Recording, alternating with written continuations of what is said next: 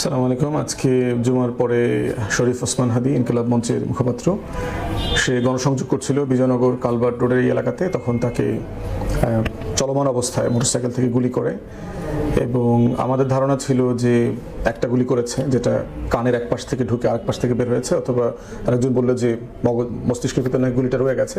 তো টেকনিক্যাল জায়গায় আমি যাব না। আমাদের মূল বিষয় হচ্ছে যে এইরকম একটা আশঙ্কার খবর আমরা আরও মাস দুই আগে পেয়েছিলাম। পার্টিকুলারলি আমাদেরকে একটা সোর্স জানিয়েছে যে আমার নিজের কথা বলেছে ওসমান হাদি এবং হাসনাত তিনজনকে অ্যাসাসিনেট করার জন্য একটা পরিকল্পনা করা হয়েছে।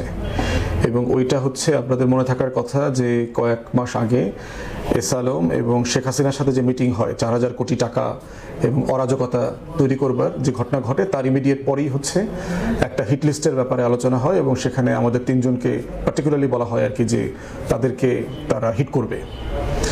তো তখন আমরা, যেহেতু সোর্সটা খুব ক্রেডিবল এবং খুবই বিশ্বস্ত মনে হয়েছে, আমরা তখন এক দুজন খুব গুরুত্বপূর্ণ পত্রিকার সাংবাদিক এবং সম্পাদকদের সাথে বসেছি, কথা বলেছি, তাদেরকে জানিয়েছি।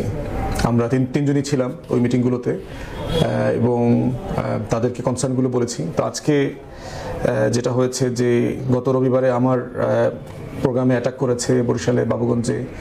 আজকে ওসমান হাদি আক্রান্ত হয়েছে এবং খুব ব্রুটালি আক্রান্ত হয়েছে। হাসনাত তো দফায় দফায় অনেকবার আক্রান্ত হয়েছে, আক্রমণের শিকার হয়েছে। তো সেই বাস্তবতায় সবাই আমাদের নিরাপত্তা নিয়ে যেমন চিন্তিত, প্রচুর মেসেজ আমরা পাচ্ছি। আমরা সবার প্রতি অনেক কৃতজ্ঞতা, শুকরিয়া এবং আল্লাহ তাআলার কাছে দোয়া করা। নিরাপত্তা এমন একটা জিনিস যে পৃথিবীতে আসলে কোনো ফোর্স, কোনো ব্যক্তি, কোনো সংস্থা, বাহিনী আসলে কাউকে নিরাপত্তা দিতে পারে না। নিরাপত্তা দেওয়ার মালিক আমরা বিশ্বাস করি আল্লাহ রাব্বুল আলামিন, এবং উনি নিরাপত্তা দেন এবং নিরাপত্তা কেড়ে নেন। তো সেই জায়গাতে আল্লাহ তাআলার কাছে উপরে ভরসা করা, ওনার কাছে দোয়া চাওয়া ছাড়া ইনফ্যাক্ট আমাদের খুব বেশি কিছু করবার নাই। আর বাকিটা হচ্ছে যে এই সন্ত্রাসীরা আসলে কি করতে চাচ্ছে, কারা কারা হতে পারে এখানে। প্রথমত হচ্ছে যে আমি যাদেরকে সাসপেক্ট করি সেই সাসপেক্টের জায়গায় প্রথম হচ্ছে যে এস আলমের টাকায় হাসিনার সাথে দিল্লিতে যে মিটিং হয়েছে, দিল্লির যে আধিপত্যবাদের বিরুদ্ধে আমরা কথা বলি, আজাদির জন্য কথা বলি, সেই অংশটা। এবং আমাদেরকে তো হাজার হাজার মেসেজ ফোন দিয়ে কন্টিনিউয়াসলি এই হুমকি ধামকি, এরপর হচ্ছে আমাদের ফোন নাম্বার আওয়ামী লীগের বিভিন্ন সাংবাদিকদের মাধ্যমে আওয়ামী লীগের বিভিন্ন ব্যক্তি এগুলো পাবলিক করে দেয়। সেখান থেকে আমরা শত শত হাজার হাজার ফোন মেসেজ আসে, গালাগালি, হুমকি, মেরে ফেলবে, এটা সেটা, এগুলো তো আমরা কন্টিনিউয়াসলি পাই। তো এই ঘটনাটা ঘটার পরে এখন মনে হচ্ছে যে পরিকল্পনা এবং আশঙ্কার কথা আমরা অ্যাজ এ হোলসেল সবসময় আলোচনা করেছি, কথা বলেছি, টকশোতে, মিডিয়াতে কথা বলেছি, এবং গত 2-3 মাস আগের যে খবর এবং পত্রিকার একাধিক সম্পাদকের সাথে যে আমরা বসছি, সেগুলোর ঘটনার সাথে অনেক কিছু এখন যেন কেমন একদম মানে অক্ষরে অক্ষরে মিলে যাচ্ছে আর কি। আমরা যারা আওয়ামী লীগ এবং দিল্লির আধিপত্যবাদ সম্পর্কে জানি, তাদের পক্ষে এই ধরনের ঘটনা ঘটানো খুবই স্বাভাবিক। তারা এই ধরনের ঘটনা হাজারবার ঘটিয়েছে বাংলাদেশে, এবং আমরা ইতিহাস থেকে বারবার বলেছি কিভাবে দিল্লির সহায়তায় আওয়ামী গুন্ডা বাহিনী এই কাজগুলো, এই অরাজকতার রাজনীতিকে প্রাতিষ্ঠানিক রূপ দিয়েছে গত 40-45 বছরে। এবং তাদের এমন একটা মানুষ, তাদের নেতা নেত্রী হাসিনা, যে আসছেই হচ্ছে একটা জিঘাংসা নিয়ে বাংলাদেশের রাজনীতিতে খুনের রাজনীতি করবার জন্য। এবং 75-এর ঘটনায় যাদের মৃত্যুদণ্ড দিয়েছে তার ভিতরে একজনকে তো জবাই করে হত্যা করেছে। কর্নেল হুদা, তার ছোট ভাই আমাকে নিজে ব্যক্তিগতভাবে বলেছেন যে তারা গলায় মানে জবাই করার চিহ্ন পেয়েছেন, যেটা সেলাই করা ছিল, যদিও তারা সেই সময়টাতে এগুলো নিয়ে কথা বলতে পারেন নাই। তো সেই বাস্তবতায় আওয়ামী লীগের রাজনীতি সম্পর্কে তো আমরা জানি। মতিউর রহমান রেন্টুর বই যারা পড়েছেন আমার ফাঁসি চাই, তারা জানবেন। এছাড়া অন্যান্য রাজনৈতিক কলাম এবং বই পুস্তক নিয়ে যদি ঘাটাঘাটি করেন, আপনারা দেখবেন যে আওয়ামী লীগের ডিএনএর ভিতরে এই চরিত্র রয়ে গেছে। তো এই বোটা দাগে হচ্ছে আমি প্রথম সাসপেক্ট করি হচ্ছে এই ফোর্সটাকে আর কি। দ্বিতীয় যাদেরকে আমরা সাসপেক্ট করি সেটা হচ্ছে বাংলাদেশের ডিপ স্টেট, যেখানে প্রশাসনের বিভিন্ন জায়গাতে, যেখানে আওয়ামী লীগের দোসর এবং দিল্লির গোলামরা চুক্তি মেরে বসে আছে। তারা বিভিন্ন সময় বিভিন্ন আঙ্গিকে দেখবেন আওয়ামী লীগকে পুনর্বাসন করা, আওয়ামী লীগ জাতীয় পার্টি ছাড়া নির্বাচন ইনক্লুসিভ হবে না, জুলাই গণ অভ্যুত্থান মুক্তিযুদ্ধের বিপক্ষের শক্তি, রাজাকার জঙ্গি মৌলবাদীদের উত্থান হচ্ছে, এই সবগুলো বিষয়কে দেখবেন বয়ান আকারে তারা হাজির করবার চেষ্টা করে। এবং এই ডিপ স্টেটের বিভিন্ন অংশ বিভিন্ন সময় আমাদেরকেও এই হুমকি ধামকির মধ্যে রাখে আর কি, যেটা আওয়ামী ফাসিবাদের আমলে আমরা দেখেছি। প্রশাসনের বিভিন্ন অংশ যারা পরিকল্পিতভাবে এই সরকারকে ব্যর্থ করা, অরাজকতা তৈরি করা, তথ্য পাচার করা, সিচুয়েশনকে অস্থিতিশীল করা, যে কোনো ঘটনাটাকে আন্দোলনের নামে, ন্যায্য আন্দোলনের নামে অস্থিরতা তৈরি করা। সচিবালয় সাম্প্রতিককালে আপনারা দেখেছেন যে কর্মকর্তা কর্মচারীরা আন্দোলনের নামে যেগুলো করছে সেগুলো আর কি। তো সেখানে ডিপ স্টেটের একটা ফলস ফ্ল্যাগ অপারেশন থাকতে পারে এখানে, যে যারা অন্য একটা বড় ঘটনাকে ডাইভার্ট করবার জন্য এই রকম দেশের পক্ষের একটা জাতীয়তাবাদী নেতাকে হত্যা করার চেষ্টা করেছে। তৃতীয়ত ফোর্স হচ্ছে বাংলাদেশের রাজনৈতিক দুর্বৃত্তপনা যেটা আছে। আপনি এখানে অলিগার্ক আছে, এখানে শেয়ার বাজার লুণ্ঠনকারী আছে, দুর্নীতিবাজ আছে, চাঁদাবাজ আছে, গুন্ডা বদমাইশ মাস্তান আছে, যে যারা এই সমাজটাকে মোটা দাগে রাষ্ট্রটাকে রাষ্ট্র হইতে দেয় না, দিতে চায় না, যাদের ব্যাপারে হাদিও বলেছে এর আগে যে সংসদে গেলে আমি তাদের সবার নাম প্রকাশ করব, যেহেতু ঢাকা 8 হচ্ছে ঢাকার কেন্দ্র, শহরের কেন্দ্রবিন্দু, 0 পয়েন্ট বলতে পারেন বাংলাদেশের।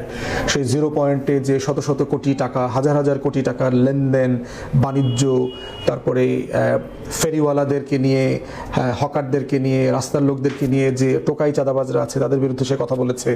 তো এই শ্রেণীটাও কোনো না কোনোভাবে তাকে প্রতিদ্বন্দ্বী এবং ভবিষ্যতের জন্য হুমকি মনে করতে পারে।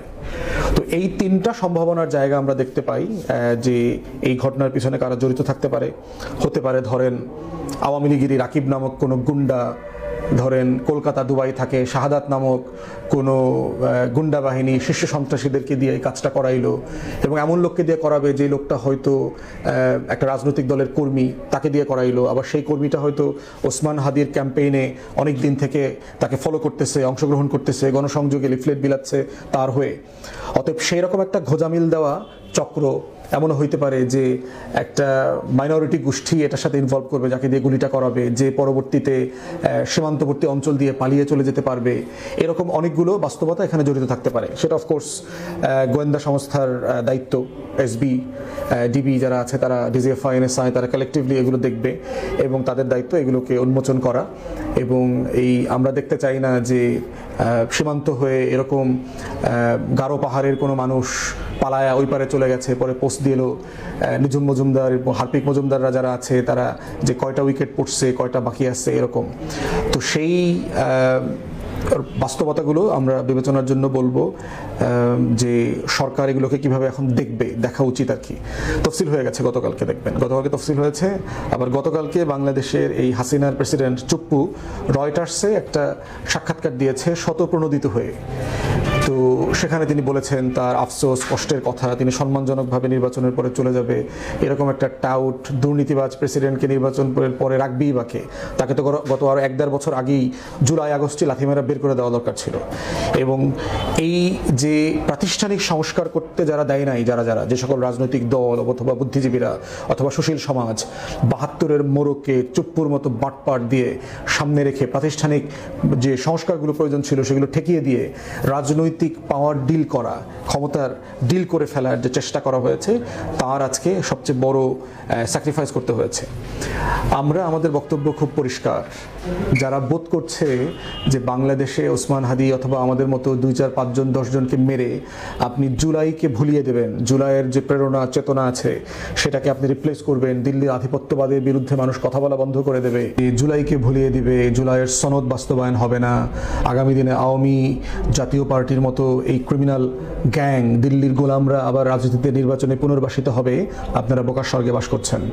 আজকে শুধুমাত্র সারা বাংলাদেশের মুড দেখেন আপনারা, যে সারা বাংলাদেশের জুলাইয়ের ফোর্সকে আবার একত্রবদ্ধ করে ফেলেছে এই ঘটনা, এবং এটা বারবার ঘটবে।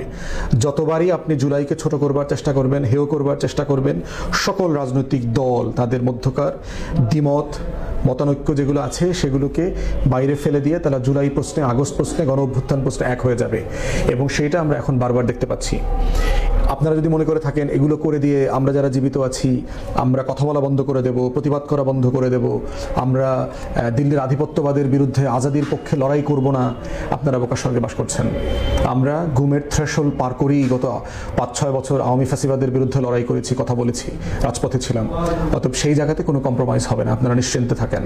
আরও বহু হাদি বাংলাদেশে জন্মাবে এবং তারা আবার দিল্লির আধিপত্যবাদের বিরুদ্ধে কথা বলবে। অতএব সেই জায়গাতে কোনো কম্প্রোমাইজ হবে না নিঃসন্দেহে।